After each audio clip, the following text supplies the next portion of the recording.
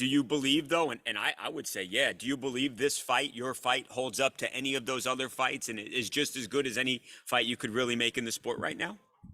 I'd say so. I mean, this one, you got Bud and Spence, Yeah, you got Tank and Garcia, yeah. and you got me and David. And, depending on who you're a fan of most is, you know, which one's going to be the biggest fight for you. So this is definitely one of the three biggest fights that could be made in boxing. And I'm excited. I'm excited to help bring that to boxing. Just in my last fight, I fought a two-time former world champion after 11-month layoff, Yeah. coming off of a loss, which many people aren't doing in this era. No. And before that, I would fought Canelo. So I'm continuously trying to bring the biggest fights that can be made. Right. I was just going to say that it seems like this is obviously nothing new to you being a part of these big events, but you've been in there with the best of the absolute best the last few years. There have been no breaks for you, no easy fights, no warm-up fights, none of that stuff. It's just been killer after killer, hasn't it been? Yeah, definitely. You know, with only 17 fights, I stepped up to fight Jose Uzcategui, who's the IBF champion at the Yeah. time. I'm coming off of a year layoff and a broke hand. They said he's the boogeyman of the division. I had an opportunity to fight for the world title, and that's not something you pass up on. So Yeah. I came in as an underdog against Jose. I won. I got me a nice, easy voluntary defense after, which most people take. Yeah. And then right after that, I go on two back-to-back mandatory fights, which puts me in line to fight Canelo. Yeah. Right after Canelo, Durrell, right after Durrell, Benavidez, and moving forward, it's going to be the same. So Have you, and I know there was some stuff with Canelo in the lead up to the fight, but I think you guys both have a good deal of respect for one another. Have you ever disliked an opponent like you dislike David?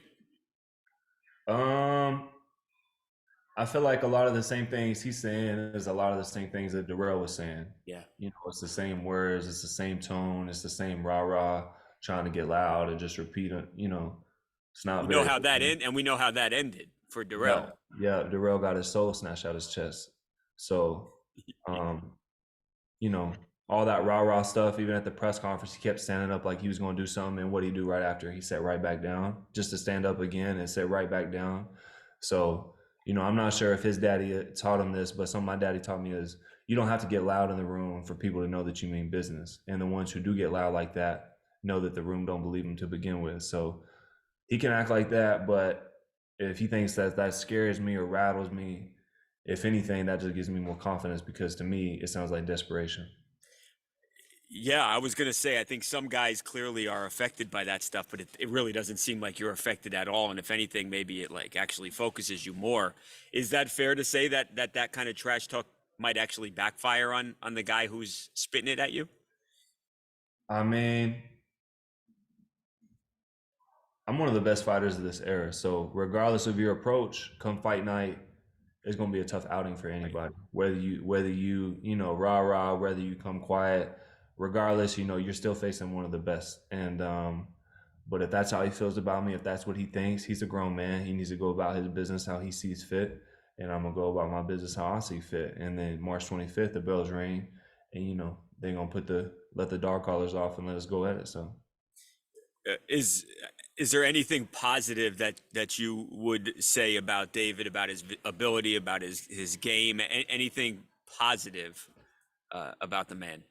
Well, he likes to pretend like I'm not a good fighter, but I've never said David's a bad fighter, and I don't think he's a bad fighter because I'm not interested in fighting bad fighters at Right. this point You in my guys are career. clearly two of the best fighters in the world, period. Right. Yeah, yeah. All So kidding aside, yeah. I'm not interested in fighting bad fighters. I'm not interested in doing that. So he's a good fighter, and but he's got a lot of fundamental flaws, and he lacks a lot of defensive responsibilities. And me and my team, we have traps set.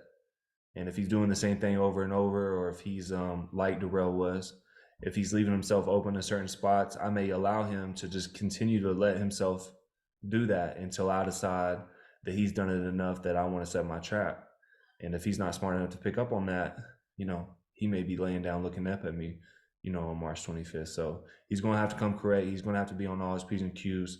And he's going to have to be smart. He's not, if he comes in there reckless, it could be bad.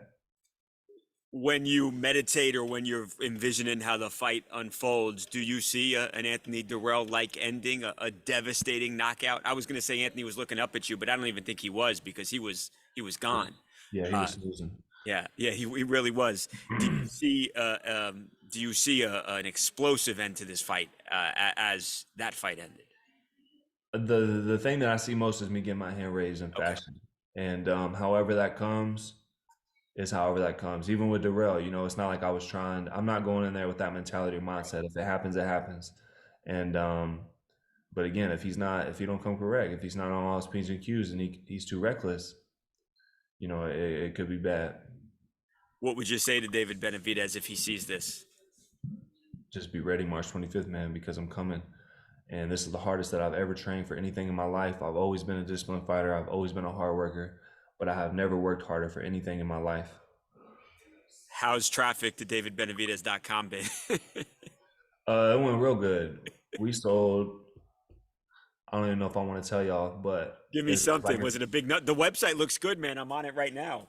yeah, Look at we sold over $40,000 worth of merch in a week off that no pre-sale. way. Yeah, yeah.